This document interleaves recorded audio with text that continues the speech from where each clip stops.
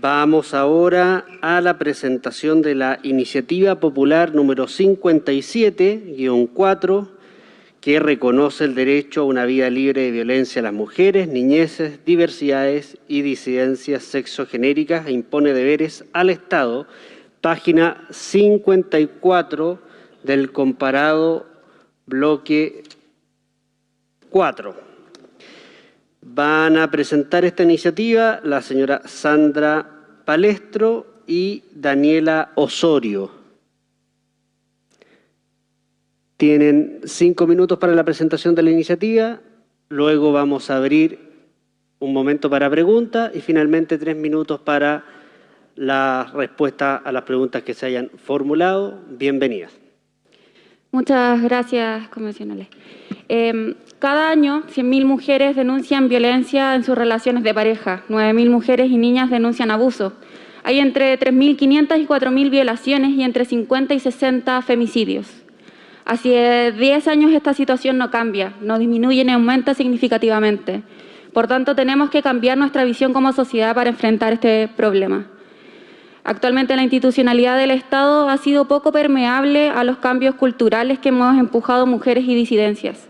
Esta propuesta se basa en la revisión crítica de la legislación nacional, que ha relegado la violencia hacia las mujeres al plano privado de la vida, cuando nosotras y nosotres lo hemos puesto en la palestra, situando nuestras vidas como un problema político y, por tanto, público, porque el patriarcado busca ejercer su dominio sobre la vida de las mujeres y mantenernos en subordinación a través de múltiples violencias que nos intersectan. Aun cuando este mismo Estado ha firmado diferentes tratados internacionales, como la Convención Belém do Pará, que considera la violencia como cualquier acción o conducta que cause muerte o daño o sufrimiento físico, sexual o psicológico en todos los ámbitos de la vida. Sostenemos entonces que existe una deuda histórica del Estado con las mujeres y las disidencias, ante la implementación de leyes parcializadas que incumplen estos tratados internacionales y que no atacan la raíz del problema estructural de la violencia. Por esta razón, hemos empujado junto a organizaciones de familiares que el femicidio sea tipificado como un crimen de odio hacia las mujeres, independiente de la relación sexoafectiva de la víctima con su agresor.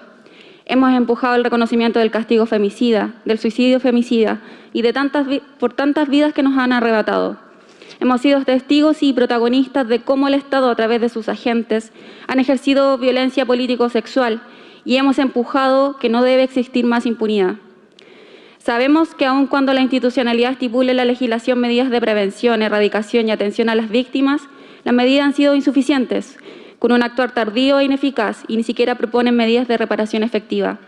Ante este escenario, nuestra propuesta propone como derecho fundamental la vida libre de violencia, garantizando su promoción en todos los ámbitos y manifestaciones, estipulando que el Estado debe prevenir, investigar, sancionar y erradicarla, con implementación de políticas intersectoriales de promoción y prevención, capacitación y formación, con el derecho a un debido proceso, con garantías de asesoramiento y defensa jurídica, gratuita, oportuna, con perspectiva de género, con reparación efectiva e integral a las víctimas y garantías de no repetición. Si hablamos de estas cifras de violencia contra las mujeres que no cambian en 10 años, no podemos ponernos entonces en la idea de su erradicación. Hay algo ahí que está fallando, hay algo que no prospera en el sentido contrario. Por lo tanto, para hablar de erradicación de la violencia es necesario ir a la raíz del problema, a los factores que la producen y reproducen, actuar para que no se produzca el problema.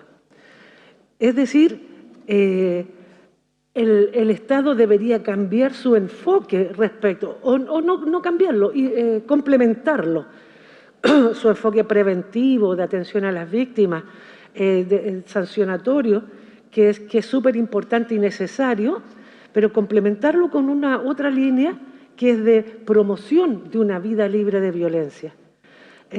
Abordar la violencia, el problema de la violencia antes que sea problema, cuando todavía ni siquiera se piensa que puede ser un problema. Y eso implica adentrarse en la violencia simbólica, es decir, a todas estas creencias, actitudes, comportamientos que se transmiten de generación en generación y que están enraizados en nuestra cultura, naturalizados en nuestra cultura y en todos los ámbitos.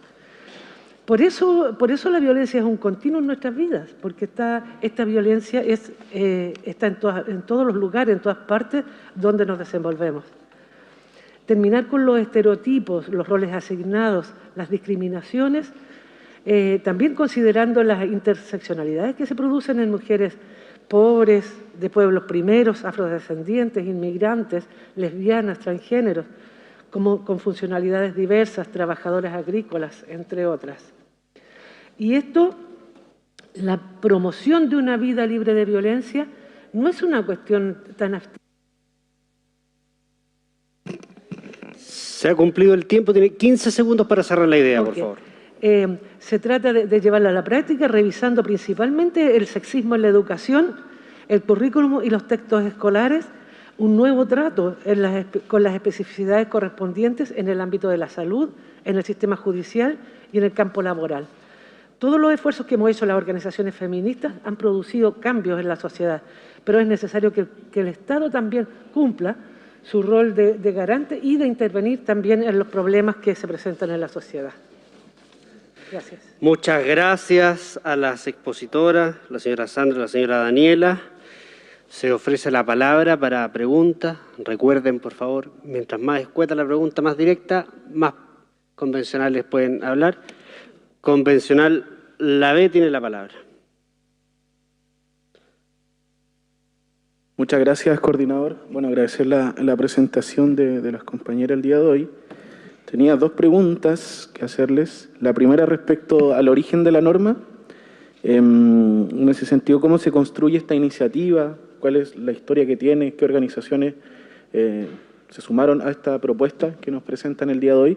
Y la otra tiene que ver con el enfoque que evidentemente queda de manifiesto a través de su presentación, lo que se busca, pero ¿cómo se imaginan a partir de esta nueva Constitución que se implementa, a través de qué institucionalidad, órganos autónomos?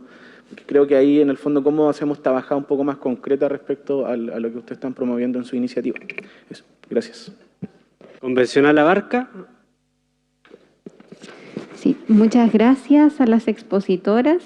Me gustaría que ahondaran, por favor, en la idea de debido proceso con enfoque de género que está contenida en el inciso 5 de la propuesta.